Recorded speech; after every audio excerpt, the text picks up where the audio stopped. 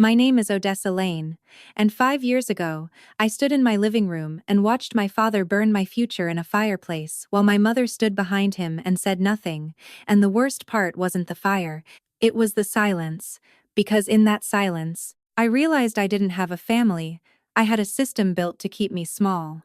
He didn't shout, he didn't rage, he just held my Stanford acceptance letter between his fingers, lit it like it meant nothing, and said calmly, "You're staying here. Your sister needs you."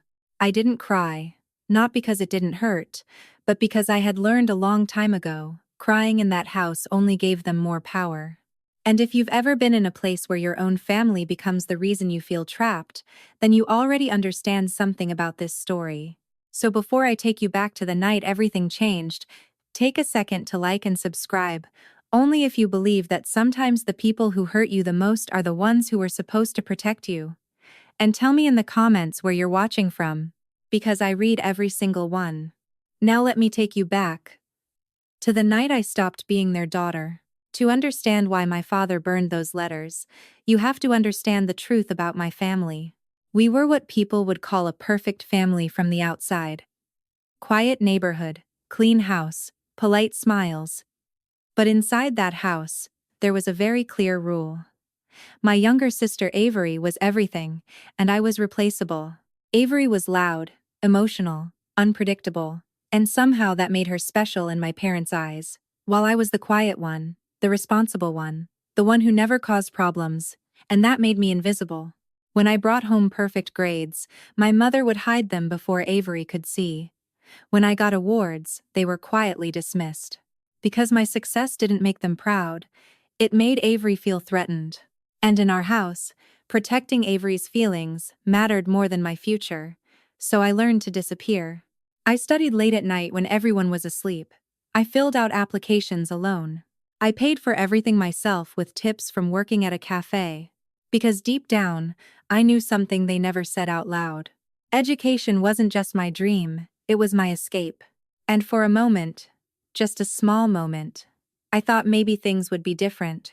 When the acceptance letters started arriving, thick envelopes, official seals, I made one mistake. I left them on the kitchen counter. Just for a few minutes. Just long enough to hope. That hope lasted about 10 seconds. Because when my father saw them, he didn't smile. He didn't congratulate me. He saw something else. He saw me leaving. And he couldn't allow that. One by one, they burned every single letter. Stanford, Berkeley, NYU, gone. My mother stood there holding the rest, handing them over like it was nothing. "Family supports family," she said softly, and what she meant was, I was expected to sacrifice everything so Avery could succeed. And that was the moment something inside me changed. Not loudly, not dramatically, just permanently. Because while they thought they were destroying my future, they had no idea. I had already saved it. Hidden inside my left sneaker was the only letter that mattered, a full scholarship, a way out. And that night, when the house finally went quiet, I didn't cry. I waited. I watched the clock tick past midnight, then 1 a.m., then 2 a.m., my heart pounding so loud I thought it would give me away, but my face stayed calm, because control was the only thing I had left. And at exactly 2:00 the morning, I moved. I pulled the letter from my shoe, smoothed it out, looked at it one last time. And for the first time, I didn't feel scared. I felt clear. Because that letter wasn't just paper. It was proof that I was worth more than the life they had decided for me. So I packed. Not memories, not photos, just survival, clothes. My laptop. $400. I had hidden because I already knew they would take it if they found it. And then I walked downstairs. Slowly, quietly. Every step felt like it mattered. I placed my house keys on the kitchen counter, right where my father would see them in the morning. No note, no goodbye. Because some endings don't need words. And then, I walked out, into the night, alone. If you've ever had to leave a place where you weren't valued, not dramatically, not loudly, but quietly, with nothing but your own strength, then you understand why that walk changed everything. The bus station was 3 miles away. I didn't call a ride. I didn't look back. I just walked. Step by step. Away from everything I had ever known. And towards something I couldn't see yet. By the time I reached the station, it was almost 4 a.m., and the place smelled like exhaustion, cheap coffee, and people who had nowhere else to go. I bought a one-way ticket to New York. $95. That was the price of my freedom. And when I sat down on that bus, I made myself a promise. I wasn't just leaving, I was never coming back the same. The ride took 15 hours. 15 hours of thinking, of planning, of turning every ounce of pain into something sharper. Because I understood something very clearly now. Surviving wasn't enough. I had to become something they could never control again, something untouchable. And when I finally stepped off that bus in New York, reality hit me hard. Because I had just over $300 left. No home, no family, no backup. Just 14 days until my dorm opened. 14 days. To survive in a city that doesn't care if you disappear. And that was the moment I realized. Leaving was just the beginning. Those first 14 days in New York didn't feel like living. They felt like something closer to endurance. Like every hour was a test. I didn't have permission to fail. And every mistake could cost me everything I had just fought to protect. Because for the first time in my life, there was no safety net, no backup plan, no one waiting to catch me if I broke. At night, I stayed inside a 2-4-hour diner in Queens, the kind of place where the lights are always too bright, and the coffee tastes like it's been sitting there longer than anyone wants to admit, and I would order the cheapest thing on the menu just to justify staying, stretching one cup of black coffee for hours while pretending I had somewhere else to go. The waitress noticed after a few nights. She didn't ask questions, she didn't push. Sometimes she would just refill my cup without saying anything, and I learned very quickly that kindness doesn't always come with words. Sometimes it comes quietly, from people who recognize something in you because they've been there too. I didn't sleep properly. Not once. I slept in pieces. 10 minutes. 15 minutes. Always with my arms wrapped around my bag like it was the only thing keeping me anchored to reality, because in a city like that, if you lose control even for a moment, everything can disappear before you even realize it's gone. I washed up in public restrooms, brushing my teeth in sinks that never fully drained, avoiding eye contact with my own reflection because I didn't want to see what I was becoming. Food was simple, cheap bagels, water, just enough to keep my body moving. And the entire time, fear sat just beneath the surface, constant, quiet, waiting for an opening. But underneath that fear, there was something else. Something stronger, something harder. I wasn't going to fail, not for them, not for Avery. If they thought I would disappear so she could shine, then I was going to build something so undeniable that no one could ever ignore me again. And if you've ever been in a place where you had nothing, absolutely nothing, and still refused to give up, then you already understand the kind of mindset that keeps you alive in moments like that. So if that resonates with you, let me know in the comments, because I want to know how many of you have had to fight your way out of something no one else could see. When move-in day finally came, I walked through the gates of Westbridge University with the same worn bag I had carried out of my parents' house, and for a moment, I felt like I didn't belong there at all. The campus was perfect, too perfect. Green lawns, stone buildings, students laughing with their families, parents unloading expensive cars filled with everything their children might need. I watched fathers take pictures with pride in their eyes, mothers hugging their daughters like they mattered. And I kept walking, alone, because I had no one to call, no one to tell, no one who would care. When I stepped into my dorm room, I set my bag down, reached into my pocket, and checked what I had left. $42. That was everything, and that was the moment I realized something most people never think about. Freedom has a cost. And I was about to pay it every single day. Within 48 hours, I found 2 jobs. I worked overnight at the campus library from midnight to 6 in the morning, organizing books, resetting study spaces, moving through silence while everyone else slept. Then I slept for 2 hours.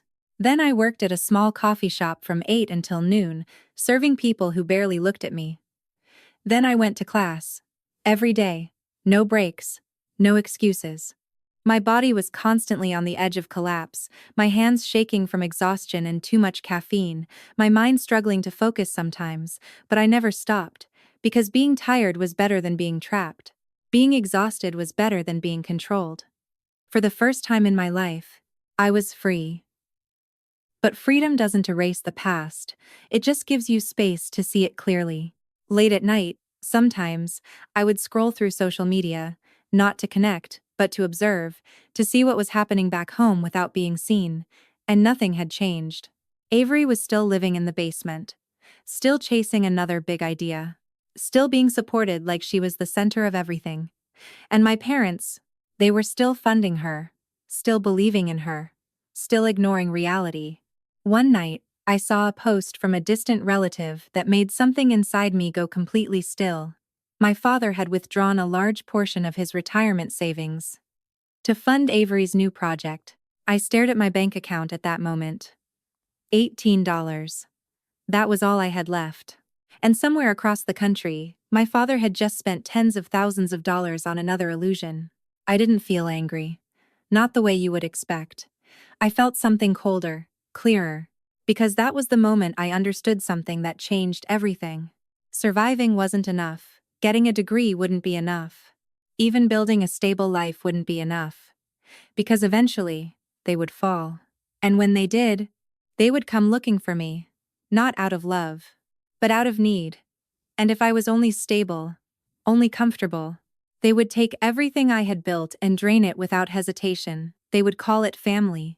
They would call it responsibility, and I would lose everything all over again. So I made a decision, a different kind of decision. I wasn't just going to escape. I was going to become untouchable. And everything I did after that moment changed. I stopped thinking like someone trying to survive. I started thinking like someone building power. Real power. The kind that can't be taken. The kind that can't be controlled. The turning point came during my second year. I was working a morning shift at the coffee shop, moving on autopilot, cleaning the counter between orders, when two men walked in wearing tailored suits, the kind of people who speak in quiet voices but make decisions worth millions. They weren't trying to be quiet. "We just lost 10 million on that startup," one of them said, frustration in his voice. The model didn't catch it. The other one shook his head slowly. "That's because you're tracking numbers," he said, "not behavior. The numbers don't fail first. The people do." I stopped moving. My hand froze on the counter. Because I understood exactly what he meant. Not academically, not theoretically, but personally. I had spent my entire life watching my parents make the same mistakes, watching Avery repeat the same patterns, spending emotionally, deciding impulsively, failing predictably, and suddenly, it clicked. What if those patterns could be tracked? What if failure wasn't random? What if it could be predicted? That thought stayed with me. It followed me back to my dorm room. It kept me awake at night.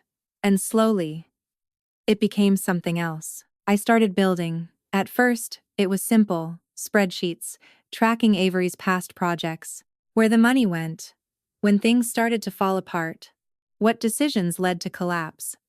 Then I started learning to code.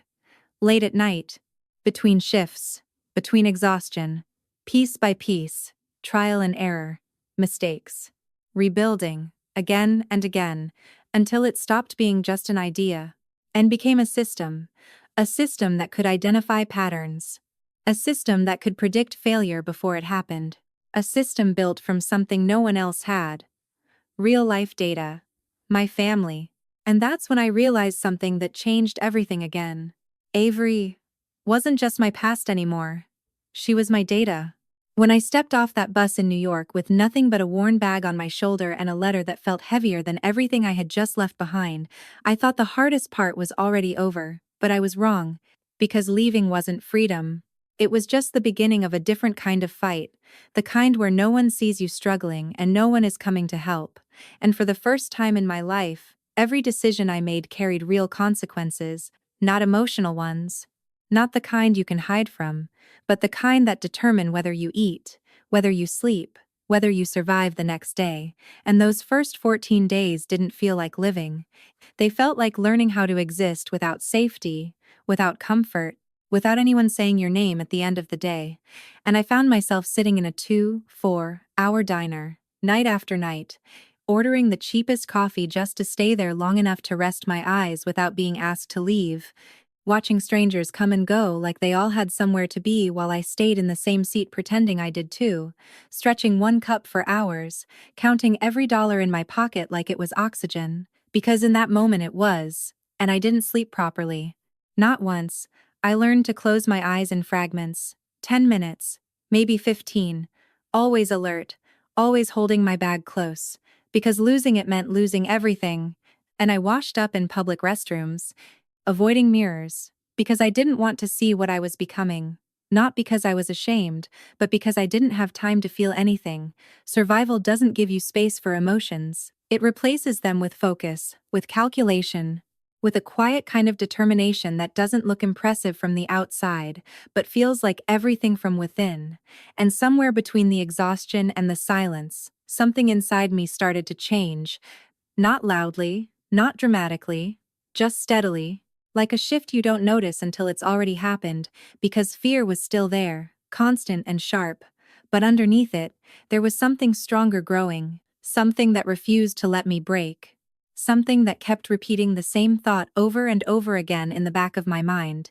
You didn't come this far just to fail now. And if you've ever been in a place where giving up would have been easier, but something inside you refused to let that happen, then you already understand the kind of strength I'm talking about, because it's not loud, it's not visible, but it's real, and it's the only reason I made it through those nights.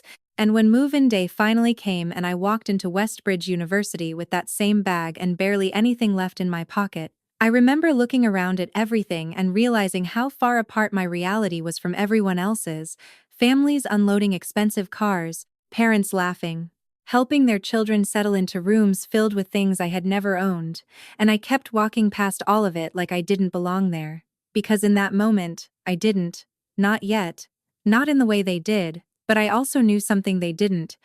I knew exactly what it cost to stand there, and when I checked my wallet and saw that I had $42 left, I didn't panic, I didn't hesitate, I just moved, because I had already learned that hesitation is a luxury you can't afford when you have nothing, and within 2 days I found work, overnight shifts at the library, mornings at a coffee shop, classes in between, running on almost no sleep, pushing my body past limits I didn't know existed, but somehow still moving forward, because exhaustion felt different now. It didn't feel like weakness. It felt like progress. Like every hour I stayed, standing was proof that I wasn't going back, that I wasn't the same person who stood in that living room watching everything burn, and for the first time, being tired didn't scare me. Because it meant I was building something, even if I couldn't see it yet. And late at night, sometimes I would check back, not because I missed them, but because I needed to understand what was happening, and nothing had changed. Avery was still there, still chasing another idea, still being supported no matter how many times she failed, and my parents were still doing the same thing they had always done, pouring everything into her without ever asking if it made sense. And one night I saw something that stopped me completely. My father had withdrawn a large amount of money, money they didn't have, money that should have been their safety. And he had given it to her, just like that, without question, without hesitation. And I sat there staring at my bank account with barely anything in it. And for the first time, I didn't feel anger, I felt clarity. Because that was the moment I understood that surviving wasn't enough. That building a normal life wouldn't protect me, because eventually they would run out. Eventually, everything they were holding on to would collapse. And when it did, they would come looking for me, not because they cared, but because they needed something, and if I wasn't strong enough, if I wasn't far enough beyond their reach, they would take everything I had built and call it family. And that thought changed everything, because from that moment on, I stopped thinking about escape, and I started thinking about power, not control over people, not revenge, but something deeper, something untouchable, something that couldn't be taken away, and that shift happened quietly, during a normal morning at the coffee shop, when I overheard a conversation that most people would have ignored. Two men talking about losing millions, talking about how their systems failed to predict what went wrong, and one of them said something that stayed with me. He said the problem isn't the numbers, it's the people, the decisions behind the numbers, the patterns no one tracks, and in that moment, something clicked so clearly it almost scared me, because I had been watching those patterns my entire life. I had seen them repeat, I had lived inside them, and suddenly I realized something no one else had considered. What if those patterns could be measured? What if failure wasn't random? What if it followed a structure that could be understood, predicted, even prevented? And I didn't wait. I went back to my room and started building, not because I had a plan, but because I had a question I couldn't ignore, and I started with what I knew: Avery, her projects, her decisions, the way money flowed in and disappeared, the way every idea started strong and collapsed the same way, and I turned it into data, piece by piece, late nights, early mornings, learning to code without guidance, without support, just trial and error and persistence, and slowly, something started to form, something that wasn't just about her anymore. It was bigger, it was a system, a way to understand behavior through numbers, to see what others missed, to predict what hadn't happened yet. And that was the moment I realized something that changed everything again. Avery was no longer just my past. She had become something else entirely. She had become the foundation of what I was building, the data that would shape my future, and for the first time, everything that had. That realization didn't make me excited. It didn't make me feel powerful. It made me feel focused in a way I had never experienced before. Because for the first time, everything I had gone through wasn't just pain anymore. It was information, it was structure, it was something I could analyze, break apart, and turn into something useful. And once that shift happened, I couldn't go back to thinking like a person who was just trying to survive, because survival suddenly felt too small, too temporary, and I understood something that most people never realize until it's too late. If you only aim to survive, you will always be one step away from losing everything again. So I stopped aiming for stability and started building something that could not be taken from me, something that didn't depend on anyone's approval, anyone's emotions, anyone's decisions except my own, and that meant going deeper, learning more, pushing further than I thought I could. And I spent nights rebuilding my system over and over again, not because it was perfect, but because I knew it wasn't enough yet. I expanded the data. I tested different patterns. I ran simulations using everything I could find: failed startups, public records, anything that could give me more insight. And slowly the system started to respond differently, not randomly, not loosely, but with consistency, with accuracy. Patterns that repeated themselves in ways that felt almost uncomfortable because they were so clear once you saw them. And I remember the exact moment it shifted from an idea into something real. I ran a dataset from a failed company that had collapsed months earlier, and the system flagged the exact point where everything started to break down, not when it was obvious, but long before, at a moment no one had noticed, and I just sat there staring at the screen, not moving, because I knew what that meant. It meant this wasn't just something interesting, it was something valuable, something people would pay for, something that could change how decisions were made. And for a second I felt something close to fear, not because I thought I would fail, but because I realized I might actually succeed. And success changes things in ways people don't talk about. It forces you to step into a version of yourself you're not fully ready for. And I didn't have the luxury of easing into it, because I didn't have connections, I didn't have mentors, I didn't have anyone opening doors for me. So if I wanted this to matter, I had to find a way in, and that's when I started looking. Not at opportunities that felt safe, but at ones that felt impossible. The kind of people who don't respond to emails, who don't take meetings, who don't notice someone like me unless you force them to, and that's how I found her, Victoria Vance. Her name kept appearing everywhere. Once I started paying attention, articles, interviews, reports, always described the same way: precise, ruthless, brilliant, the kind of person who doesn't wait for certainty. She moves before everyone else catches up. And the more I read about her, the more I understood something important. She didn't care where something came from. She cared whether it worked, and that made her dangerous in a way that felt like an opportunity. And then I saw it. A single line that changed everything. She was scheduled to speak at my university the following week, and I didn't hesitate, because hesitation was something I had already left behind. I didn't think about whether it would work. I thought about what would happen if I didn't try, and the answer was simple: nothing would change, and I wasn't willing to accept that anymore. So I prepared. Not a presentation, not something polished, but something real, something I could defend under pressure.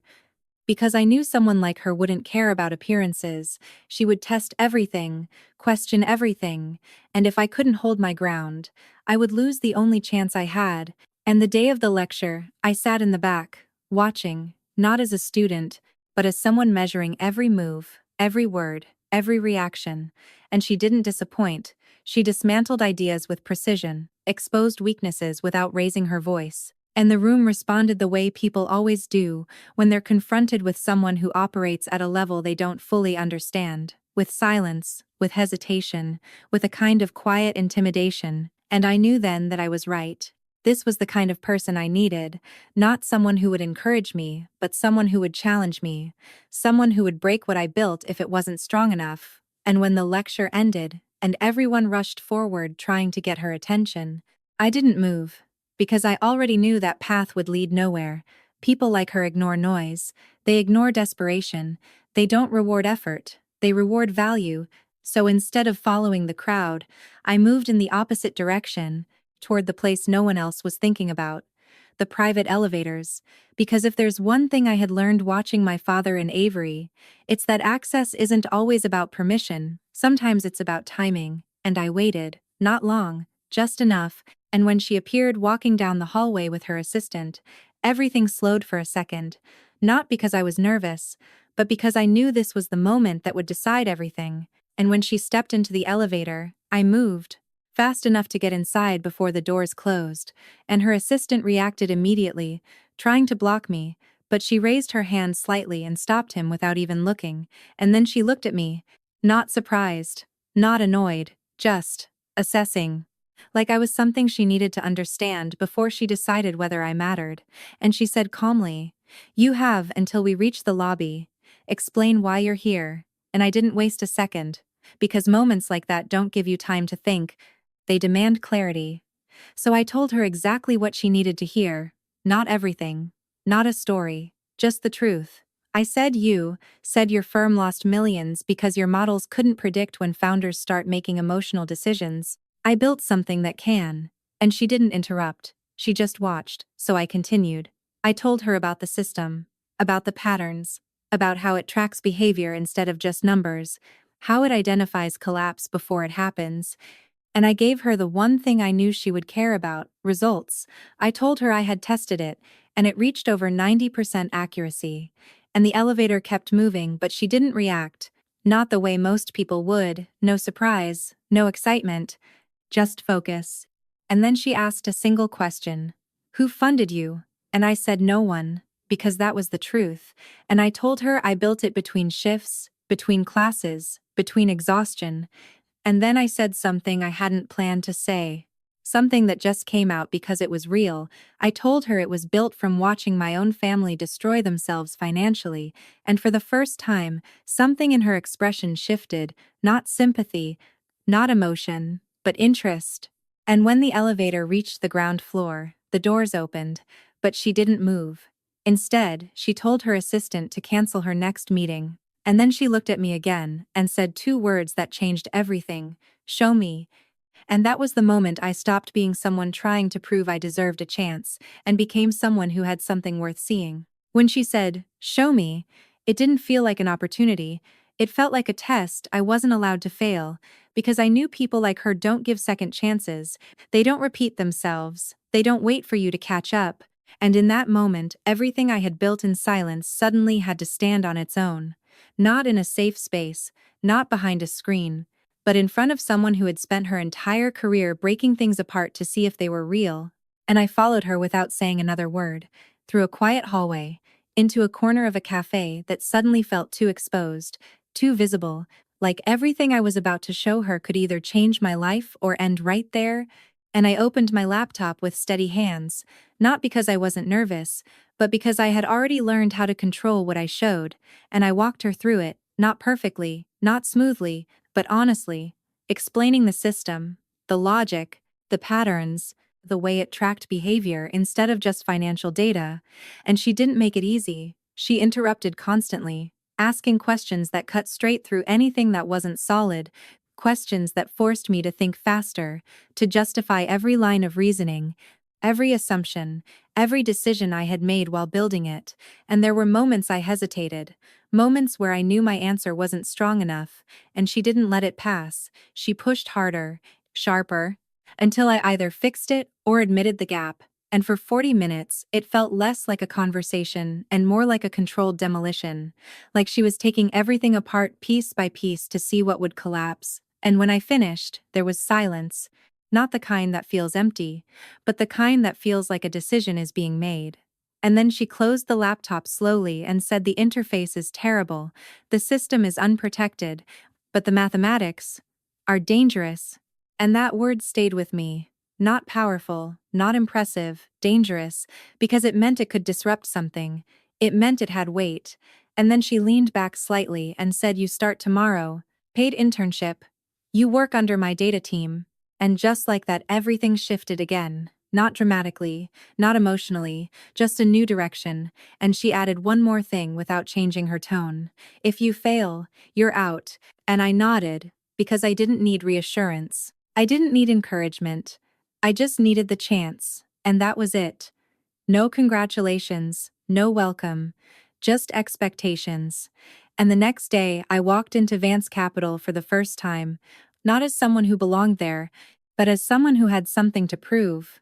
And everything about that place felt different. The pace, the silence, the way people moved with purpose, the way conversations were short and precise. No wasted words, no unnecessary explanations. And I understood very quickly that this wasn't a place where effort mattered, only results did. And the pressure started immediately. I was given access to real data, real cases, real decisions involving money I couldn't even comprehend. And I had to adapt fast, not just technically, but mentally, because this wasn't about being smart. It was about being right under pressure. And Victoria didn't hold back. If I made a mistake, she didn't soften it. She pointed it out directly, broke it down, and expected me to fix it without hesitation. And at first it was overwhelming. The pace, the expectations, the constant feeling that I was one step away from losing everything I had just gained. But something inside me responded to it, something that had been building long before I ever walked into that building, because I had already lived under pressure, just a different kind, and this time the pressure had purpose, it had direction. It wasn't about being controlled, it was about becoming better. And slowly I started to adapt, to think faster, to analyze deeper, to see things the way they did, not just as numbers, but as decisions, as patterns, as outcomes waiting to happen, and my system evolved with me. It became sharper, more precise, more aligned with real-world conditions. And months turned into something else, not easier, but more controlled, more focused. And for the first time in my life, I wasn't reacting to what happened around me. I was anticipating it, shaping it, understanding it, before it unfolded. And Victoria noticed, not in words, not in praise, but in responsibility. She gave me more access, more complex problems, more situations where the outcome actually mattered. And every time I delivered, something shifted slightly, not in how she treated me, but in what she expected from me. And that difference mattered more than anything, because expectations define position, and position defines power. And by the time my second year there ended, I wasn't just helping analyze decisions, I was influencing them. My system was being tested alongside their existing models, and the results spoke louder than anything I could have said. It flagged failing investments early, and it identified risks before they became visible. It saved millions in losses, and suddenly I wasn't invisible anymore. Not in that world, not in that room. And one day she called me into her office. No warning, no explanation, just a simple message to come in, and I walked in knowing something was about to change, because people like her don't call meetings without a reason. And she placed a document on the table in front of me. A contract, clean, precise, direct. And I read it slowly, not because I didn't understand, but because I needed to feel what it meant. $2 million in funding, majority ownership retained, full backing to scale the system, everything I had been working toward, everything I had built in silence, suddenly real, suddenly within reach. And then she said something that changed the weight of that moment completely. "You can't do this while staying in school." And I looked up at her, because I already knew what she meant before she finished. "If you sign, you leave." And for a second, just a second, everything paused, because that scholarship had been my way out, my proof that I could build something different, my safety, the one thing I had protected above everything else. And walking away from it meant stepping into something uncertain, something bigger, something without guarantees. And most people would hesitate there. Most people would try to hold on to both, but I had already learned something they hadn't. Safety is temporary, control is not. And I picked up the pen, not slowly, not dramatically, just decisively.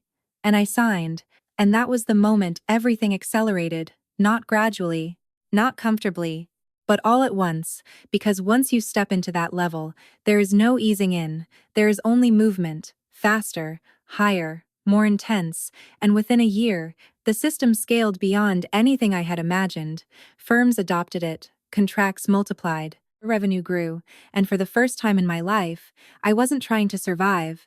I was building something that could not be taken from me, something that placed me in rooms where decisions shaped entire industries, something that made me untouchable in a way my past could never reach again. And somewhere in the middle of all that growth, something else was happening at the same time. Something I had expected but never rushed. My family was falling apart. She didn't say anything else after that.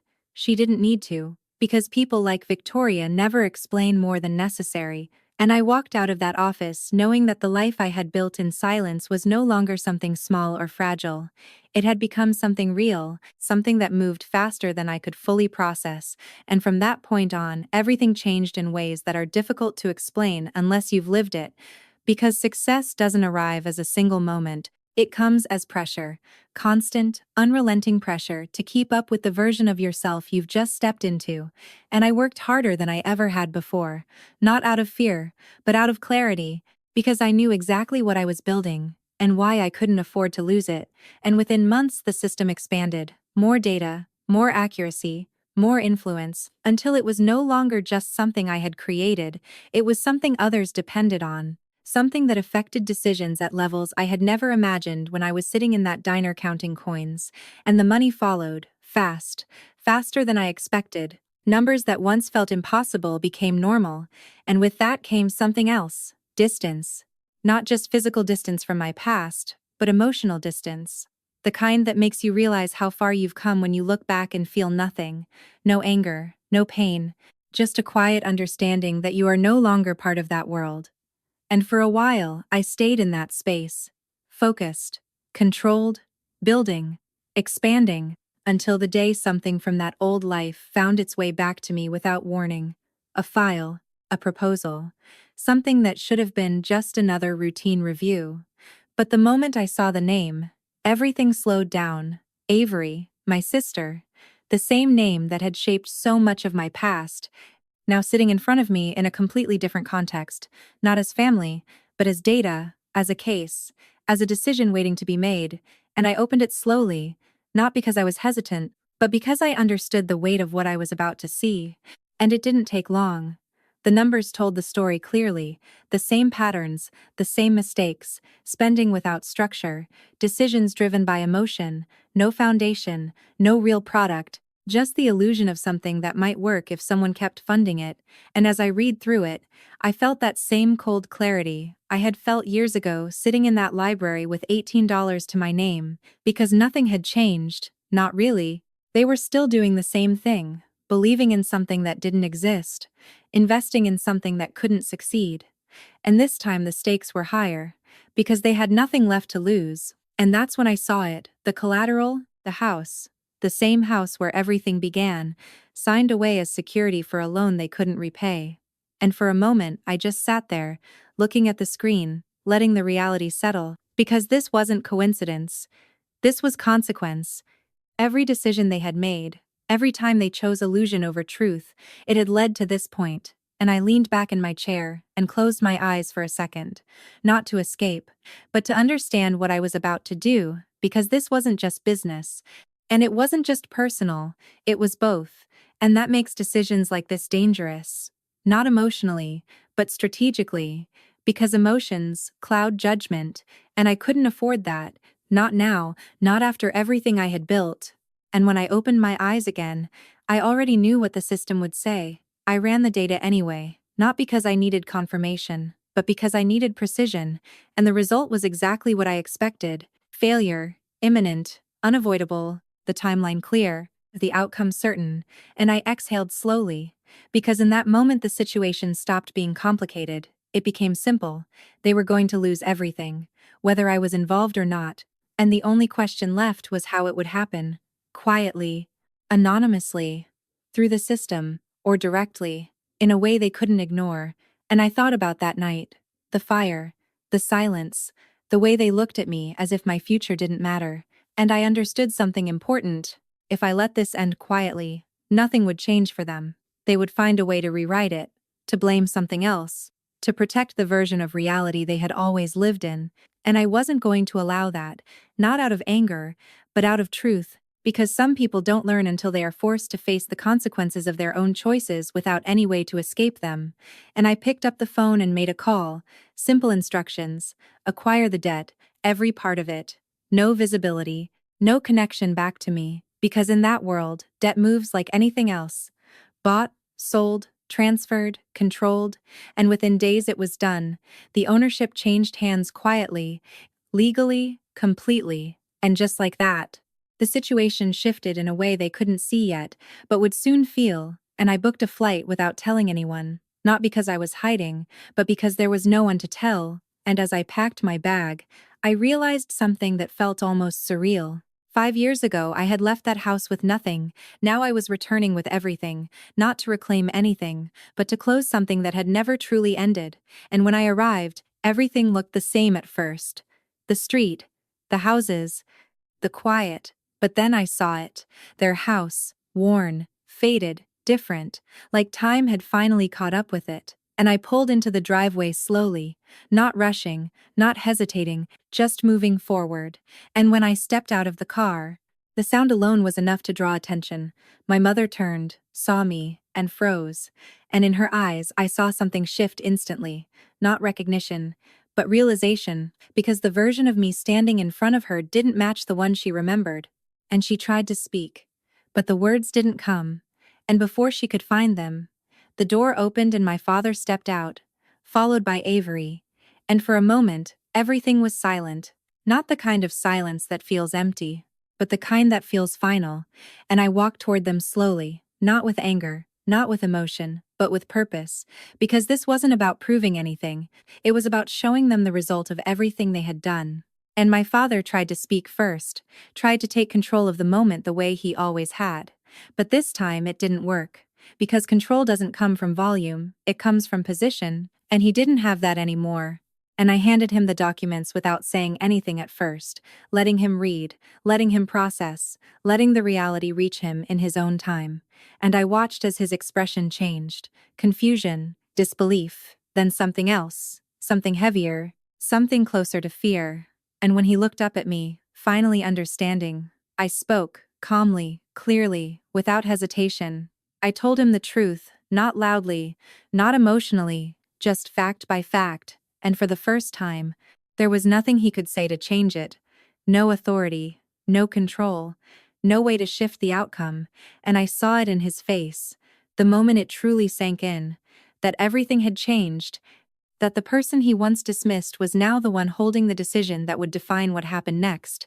And my mother broke first, not loudly, but completely, like something inside her had finally given way, and Avery stood there silent. Because there was nothing left to argue, nothing left to defend, and I didn't raise my voice. I didn't accuse. I didn't repeat the past, because I didn't need to. The present was enough, and I gave them 30 days, not out of kindness, but out of closure, because endings should be clear, not rushed. And when I turned to leave, I didn't feel what I thought I would feel. No anger, no satisfaction, just something lighter, something quieter, like a weight I had carried for years had finally been set down. And as I drove away, I didn't look back. Not because I was trying to be strong, but because there was nothing left behind for me, and in the weeks that followed, everything unfolded exactly as expected. They left, the house was emptied, and when the demolition began, I went back one last time. Not to remember, but to witness.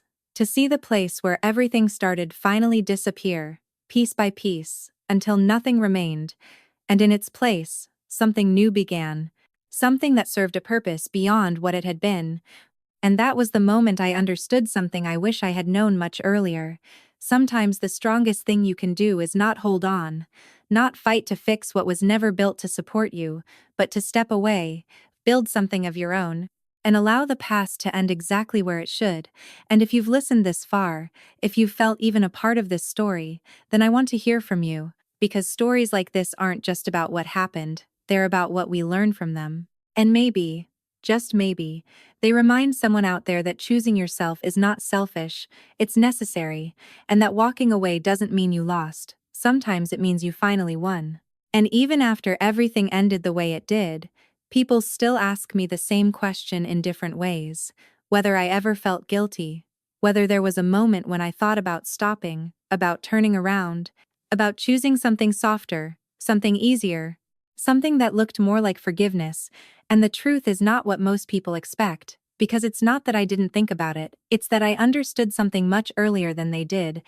Guilt only exists when you believe you have taken something that wasn't yours to take, and I didn't take anything. I stepped into a position that was created by their own decisions. I followed a path that was already set in motion long before I returned. And when you see things that clearly, emotions don't disappear, they just lose their ability to control you. And I remember sitting on the plane back to New York after everything was done, looking out the window at the clouds moving beneath me, and feeling something I had never truly felt before.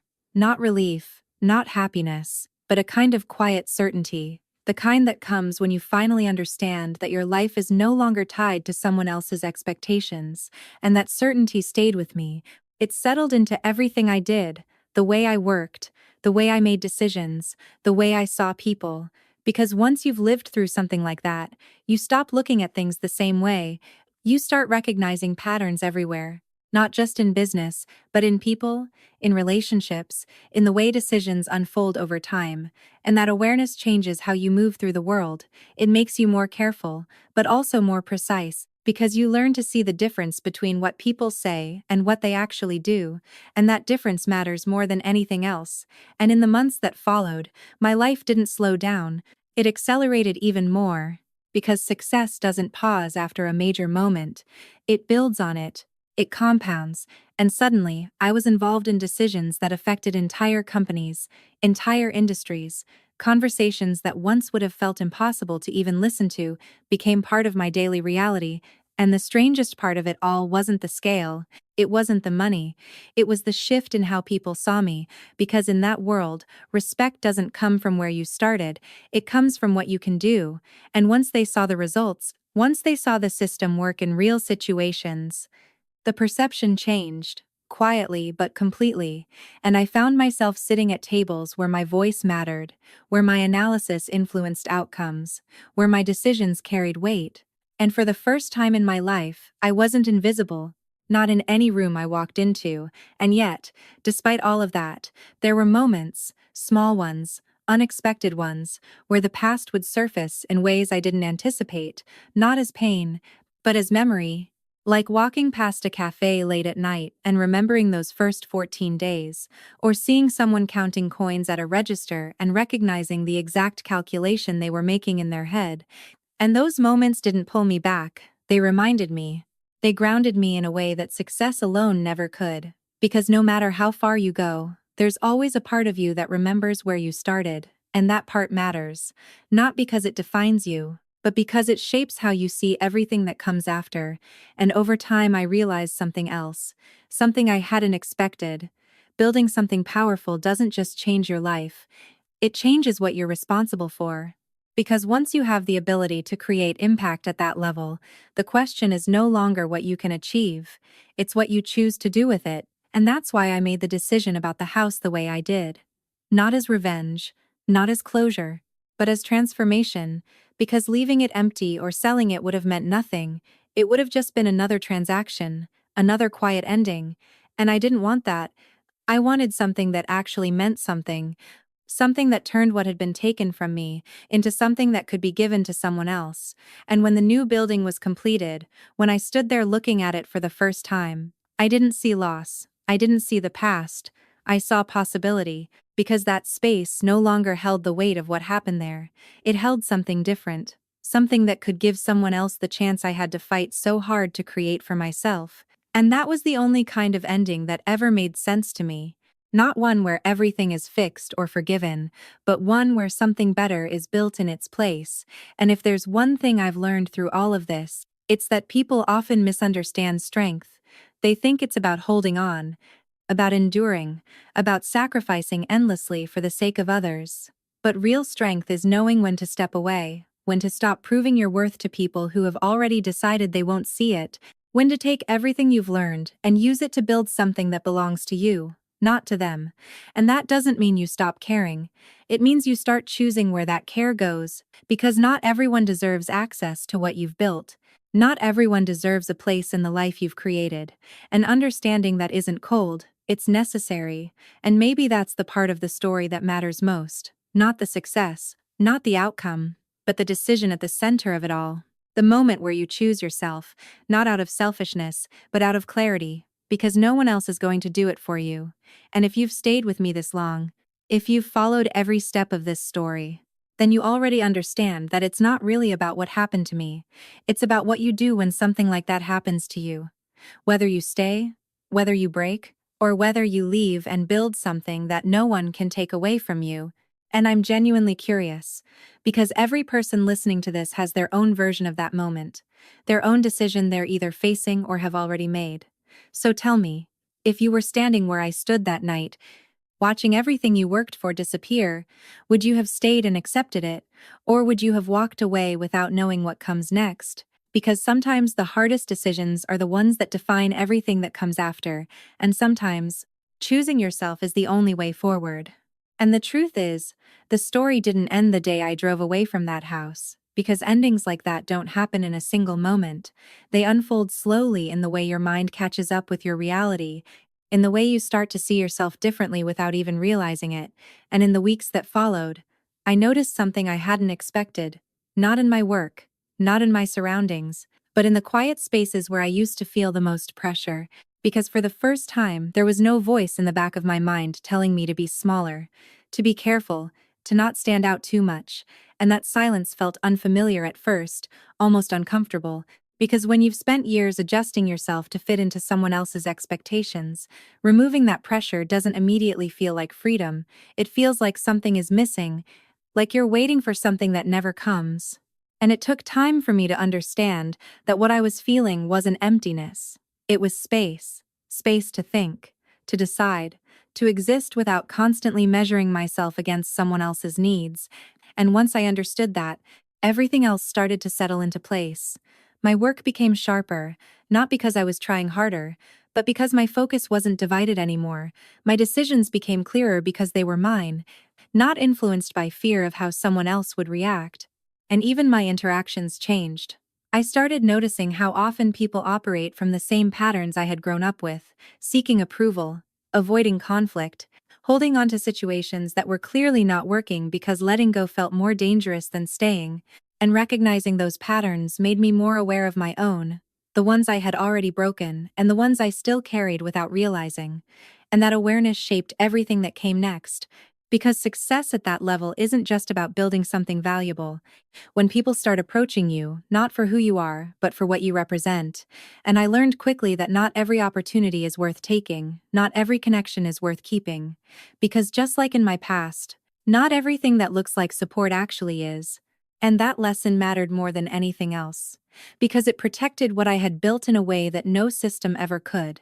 And as time passed, the distance between who I was and who I had become continued to grow, not in a way that erased my past, but in a way that made it feel smaller, less defining, like it was just one part of a much larger picture, and occasionally, I would hear updates, not directly, never directly, but through fragments, small pieces of information that made their way into my awareness without me looking for them, and I learned that my father had taken on work he had never imagined doing, long hours, physically demanding, far removed from the image he once tried to maintain, and my mother had withdrawn from the social circles she once valued so much, because appearances are easy to maintain when everything is stable, but they fall apart quickly when reality no longer supports them.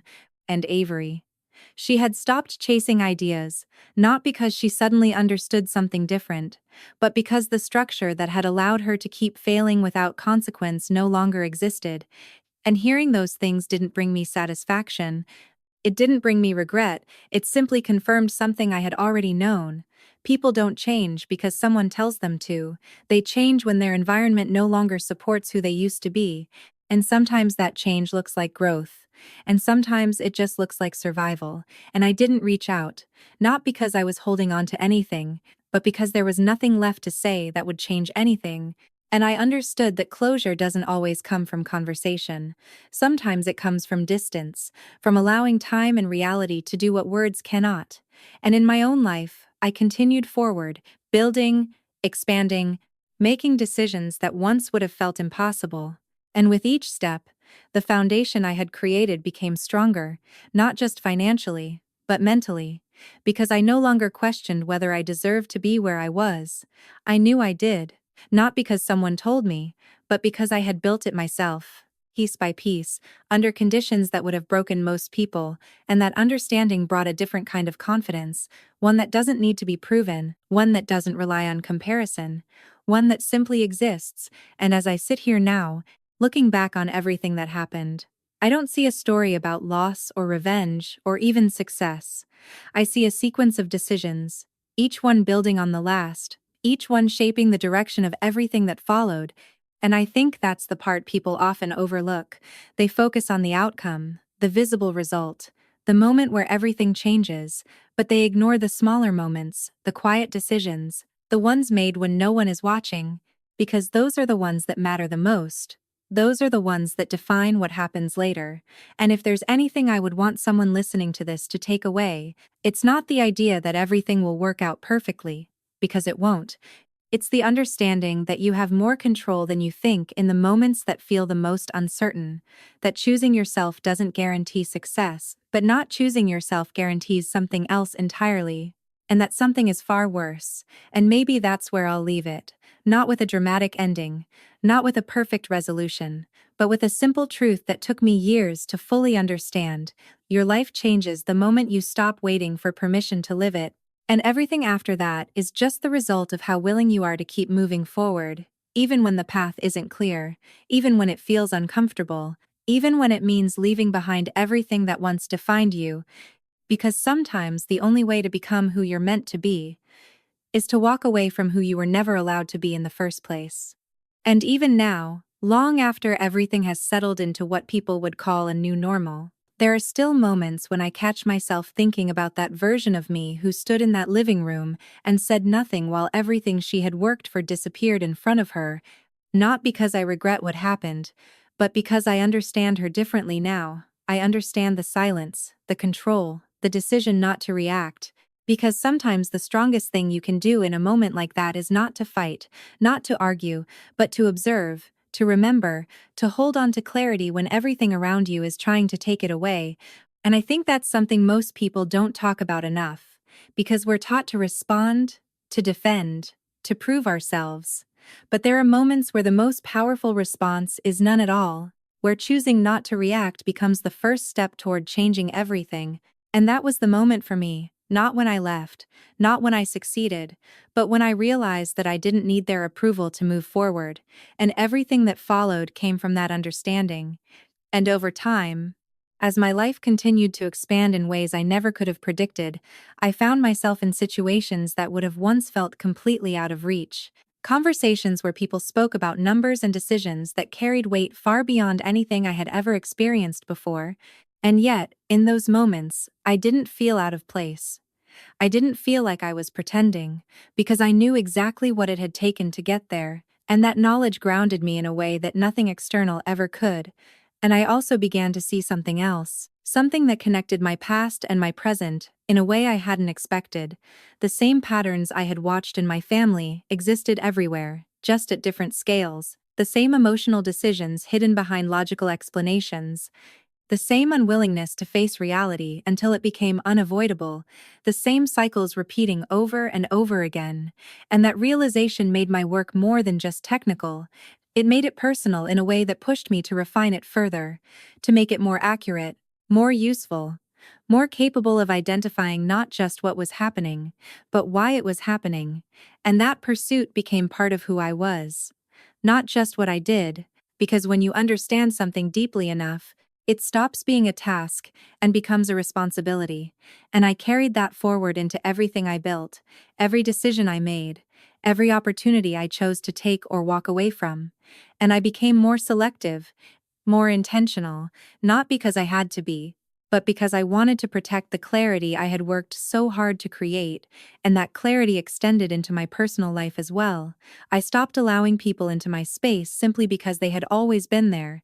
I stopped maintaining connections that no longer aligned with who I had become, and that process wasn't dramatic, it wasn't filled with conflict, it was quiet, deliberate, and over time, it reshaped my environment completely, until I found myself surrounded by people who didn't need me to be smaller, who didn't feel threatened by growth, who didn't measure their worth against mine, and that difference changed everything, because for the first time, relationships felt like support instead of obligation, like alignment instead of pressure, and that was something I had never experienced before.